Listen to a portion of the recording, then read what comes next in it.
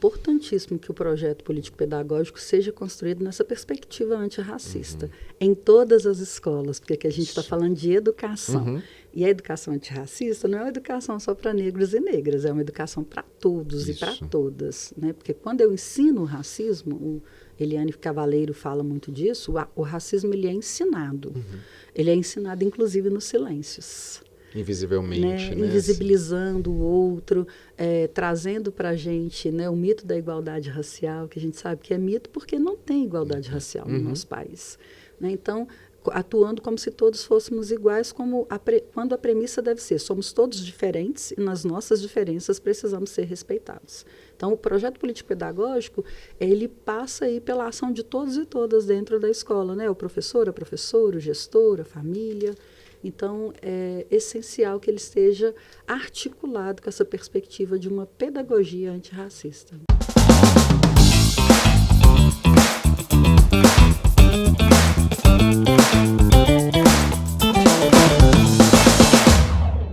Olá, seja bem-vindo, bem-vinda ao Educa Escuta.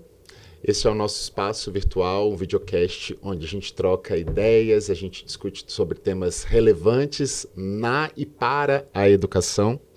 O Educa Escuta faz parte da comunidade Educo, que é essa plataforma virtual onde a gente tem a intenção de conectar e inspirar os novos caminhos para a educação.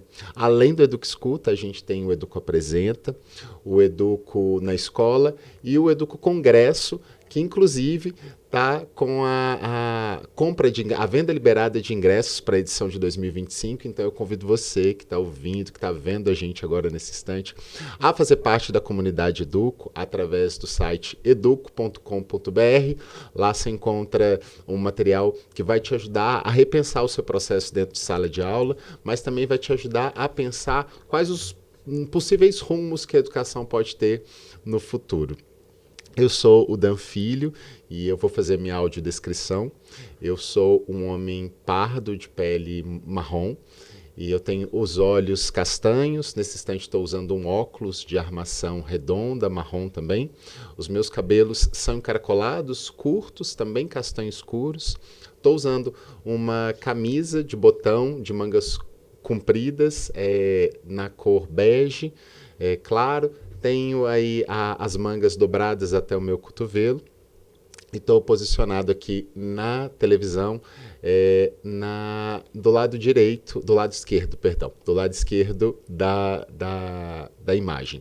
Aqui no nosso espaço a gente tem uma mesa com duas cadeiras, uma ao lado, uma de frente para a outra, e ao fundo a gente tem uma televisão onde está escrito Educo Escuta. Atrás de mim é possível perceber um painel ripado de madeira que tem algumas setas coloridas. E hoje a nossa convidada é Fernanda Mota. Fernanda é pedagoga pela Universidade do Estado de Minas Gerais, com experiência na área de educação e ênfase em educação infantil e educação das relações étnico-raciais. Mestre em Gestão e Avaliação da Educação Básica pela Universidade Federal de Juiz de Fora. Atua na educação básica, na rede pública de Belo Horizonte e também na educação superior, na UNA e na UniBH. Fernanda tem passagem pela gerência da coordenação da educação infantil e a gerência de relações étnico-raciais. Atualmente é assessora pedagógica da Diretoria Regional de Educação Noroeste de Belo Horizonte, que é ligada à Prefeitura Municipal aqui da cidade. Fernanda, seja muito bem-vinda. Obrigado por estar aqui com a gente. Ei, Dan, muito obrigada pelo convite. Estou muito feliz de estar aqui com você. Muito obrigada, assim, por esse espaço, né? Então, eu sou Fernanda Mota, vou fazer minha audiodescrição.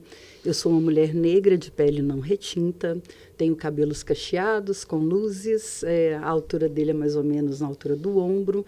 Eu uso piercings, estou vestindo um vestido branco. Estou aqui no cenário com você, ao meu lado nós temos livros, temos uma linda espada de São Jorge, estou muito feliz de estar aqui. Obrigado demais pela sua participação, por estar aqui com a gente. Fernanda, nessa segunda temporada do Educa Escuta, a gente está tratando de temas urgentes na educação, urgências do agora, que é essa temática. E o tema que a gente vai discutir hoje, ele é para lá de urgente, porque ele perpassa a educação e vai atingir a nossa vida cotidiana em qualquer lugar onde a gente esteja, mas a gente entende que é na educação que é o berço das discussões que precisam acontecer sobre ações afirmativas. Então, eu queria iniciar essa conversa com você trazendo um pouco da sua história, falando de você, para além do seu currículo e dos lugares para onde você trabalhou efetivamente, mas que você focasse em que momento na sua história de vida esse tema ele vai fazer parte como trabalho e pesquisa. Ou seja, como que essa interseção entre educação e ações afirmativas, elas vão se desenhando no seu percurso de vida. Então, acho que primeiramente é bom a gente entender que eu sou uma pessoa que estuda num contexto, né? A minha educação básica, ela se dá num contexto de que não havia políticas afirmativas para pessoas negras, né? Para o acesso das pessoas negras, tanto na educação, quanto a questão da saúde, quanto a questão de espaços no poder público, na escola, né, em todos os lugares. Então, eu começo a estudar em 1984, fazendo educação infantil. E a minha mãe, ela que faz a grande movimentação para conseguir uma vaga, porque em 1984 as crianças não tinham direito, né? A gente ainda não tinha uma universalização da educação infantil. Faço o ensino fundamental, o ensino médio, chego à faculdade, primeira mulher da família, né? Primeira neta, né? Pensando aí nas gerações, primeira pessoa da família a entrar para a faculdade, vou fazer pedagogia, depois de ter feito o magistério. O magistério também foi feito, né, no nível médio. Na época, né, a gente tinha o ensino médio, era o científico, ou você fazia o magistério ou fazia contabilidade. Então, contabilidade não era minha praia. Fui fazer o magistério. Fiz o magistério num contexto de legislação que também não se pensava em políticas públicas, não se pensava na discussão das questões étnico-raciais, né, para a nossa sociedade. Fiz o magistério, fiz a pedagogia. E na pedagogia, a gente já começa a sentir, né, na universidade, eu estudei numa universidade pública, né, uma universidade pública estadual. Na universidade, a gente já faz aquele famoso teste do pescoço, a gente olha para os lados e vê quem são os negros e negras presentes na universidade. Quem está com a gente. Quem está com a gente, né? E ali a gente percebe também um número muito reduzido de pessoas negras. Isso era anos 2000, né? Eu entro para a faculdade justamente no ano 2000. Então, a gente começa a perceber que as pessoas negras não têm esse acesso, né, ao ensino superior. Então, nessa trajetória, a gente vai tendo essas visões. Quando eu chego no mestrado, já com uma trajetória na educação básica, né, atuando já na educação básica há algum tempo, eu me identifico a começar a pesquisar, né, essas ações. Aí, da legislação, a gente tem, então, em 2003, né, a alteração na lei de diretrizes e bases da educação nacional, a lei 10.639, de 2003, e essa legislação, ela chama muito a minha atenção, porque ela traz uma proposta de se trabalhar a história das pessoas, né, a história do povo negro, de uma maneira que não é só trabalhar a escravidão, a escravização, esse processo de escravização. E ali eu começo a pensar, olha, temos que pensar isso para a criançada, para a educação infantil. E antes do mestrado, observando, né, entrando na vida pública enquanto servidora pública municipal, trabalhando na periferia, né, de Belo Horizonte, observar os meus alunos e as minhas alunas, né, negros e negras, com o seu processo de identidade. Assim como foi difícil para mim construir a minha identidade enquanto pessoa negra, né, porque no Brasil a gente tem as questões do racismo de marca, né, quanto mais melanina, mais atravessamentos você tem. E a questão, para mim, da minha negritude, a minha ligação com a minha ancestralidade, a minha identificação com a ancestralidade negra, né, afrodescendente da minha árvore genealógica, que não é só, né, afrodescendente, tem as pessoas europeias também, como a maioria de nós, povo brasileiro, mas pensar nessa minha ancestralidade.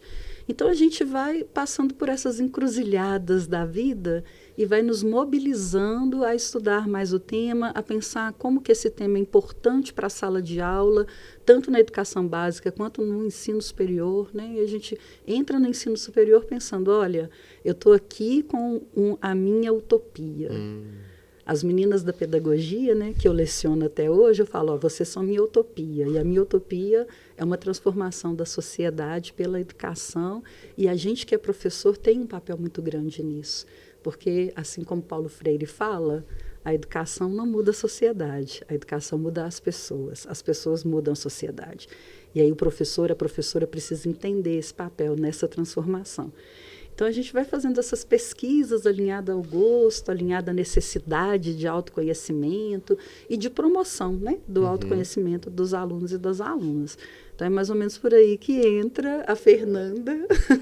A Fernanda que discute, pensa esse tema das relações étnico-raciais, das ações afirmativas.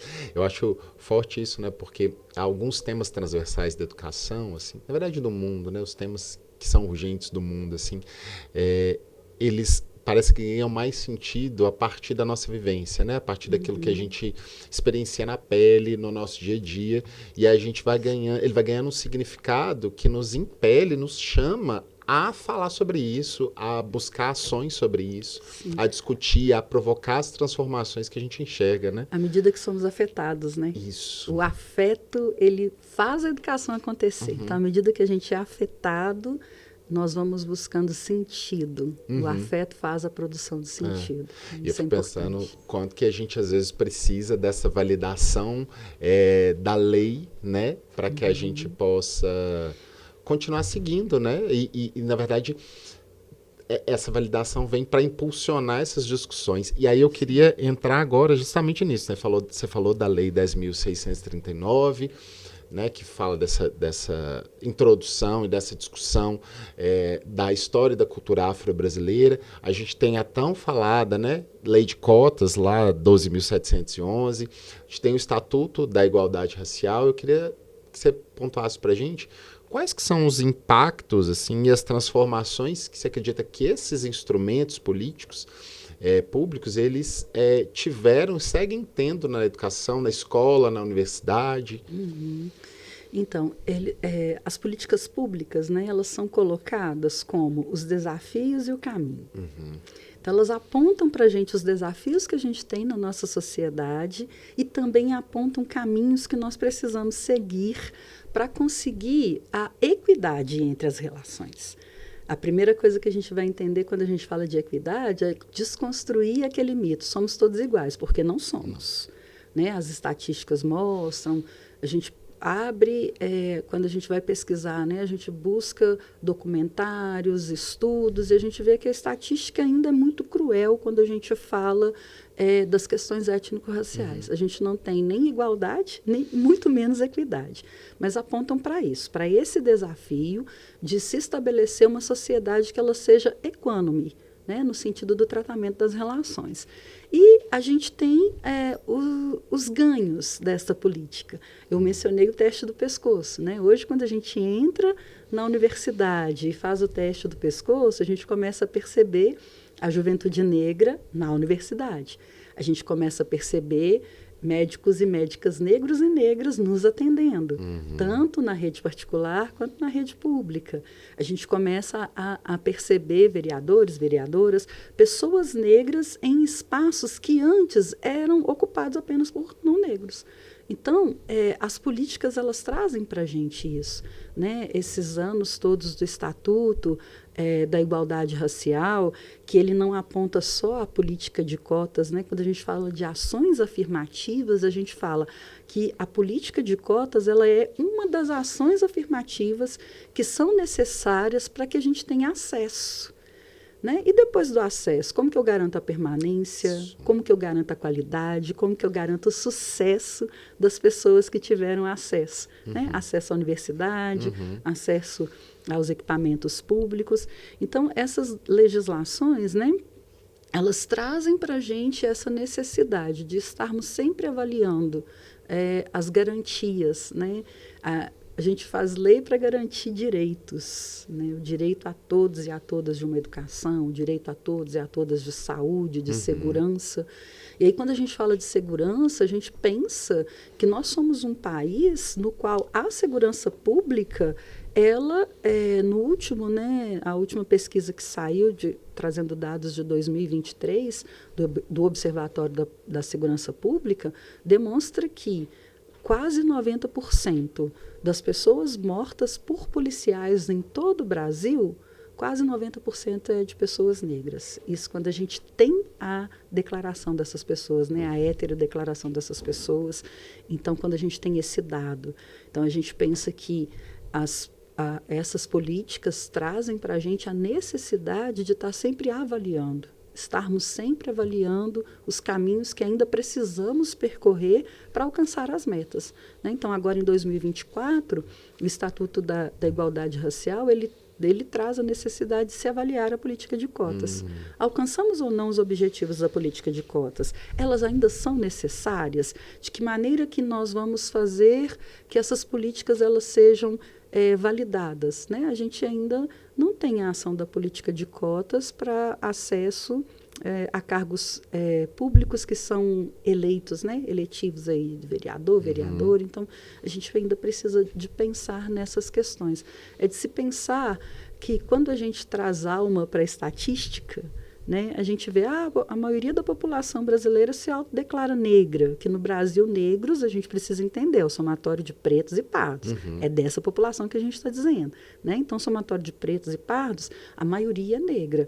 Mas a gente tem a maioria negra em alguns lugares, por exemplo, como na rede carcerária. Mas a gente não naturaliza a maioria negra no Congresso Nacional, a maioria negra numa universidade, né? Então, a gente precisa de... Isso é busca pela equidade. Né, que nós não sejamos maioria apenas em lugares que remetem aí a essa tratativa das políticas públicas ou a não ação da política pública.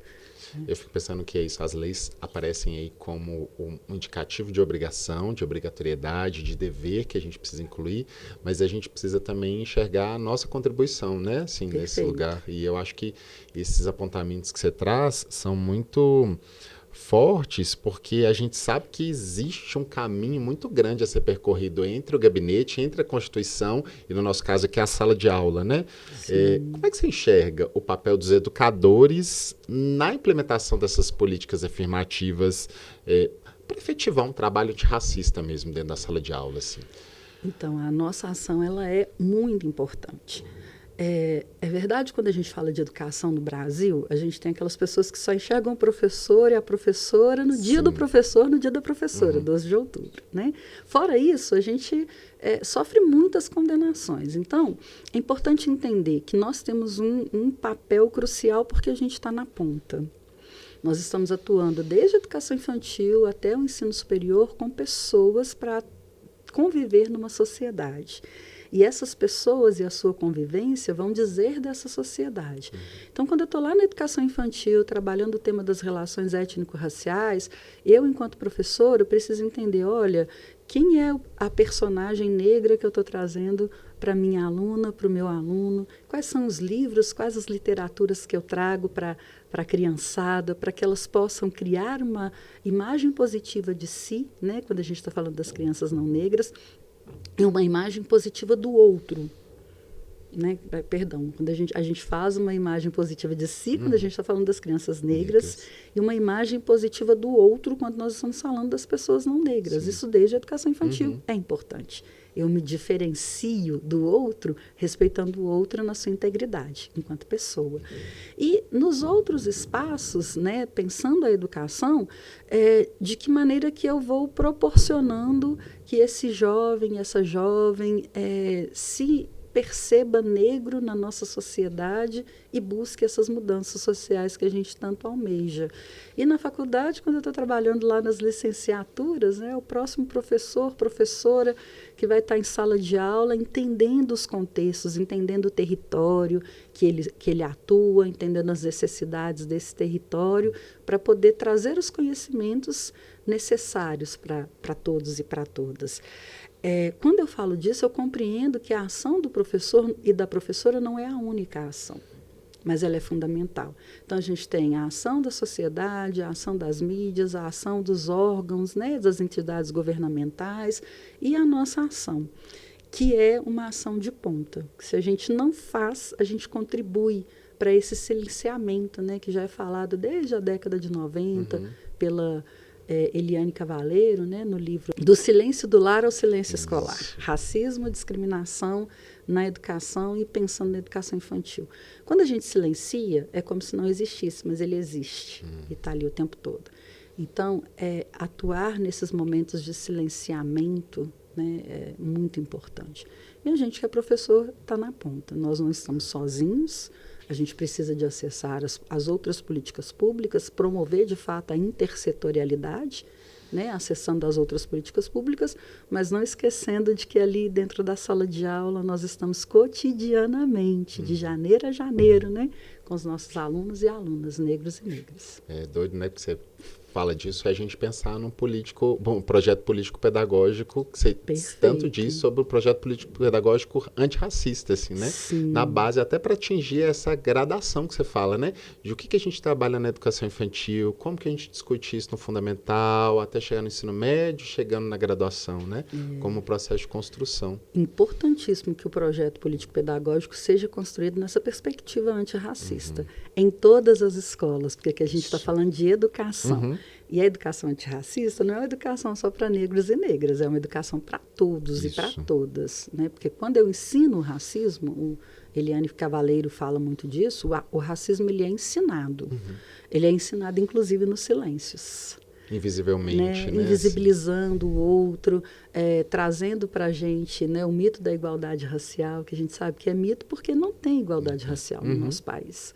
Né? Então, atuando como se todos fôssemos iguais, quando a premissa deve ser, somos todos diferentes e nas nossas diferenças precisamos ser respeitados. Então, o projeto político-pedagógico, ele passa aí pela ação de todos e todas dentro da escola, né? O professor, a professora, o gestor, a família. Então, é essencial que ele esteja articulado com essa perspectiva de uma pedagogia antirracista. Massa demais. Eu acho legal que a gente discute muito sobre essas práticas, focando nos educadores, né? O que o educador precisa fazer, o que a escola precisa fazer, e a gente esquece, às vezes, de falar do protagonismo do estudante, né?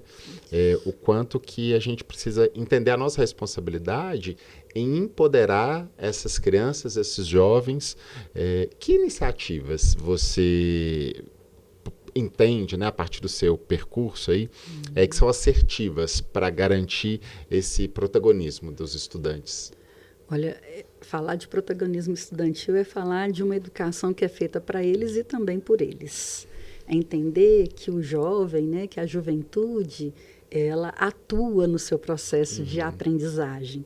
Então, quando a gente conversa, quando a gente pergunta o que você gostaria de saber, o que você sabe sobre esse assunto, o que você ainda não sabe, como que a gente vai buscar isso, é muito assertivo, porque na minha perspectiva, no meu entendimento de pessoa, empoderar é dar conhecimento. Sim. A gente não tanto fala que conhecimento é poder. Então, se a gente está dando conhecimento, a gente está empoderando.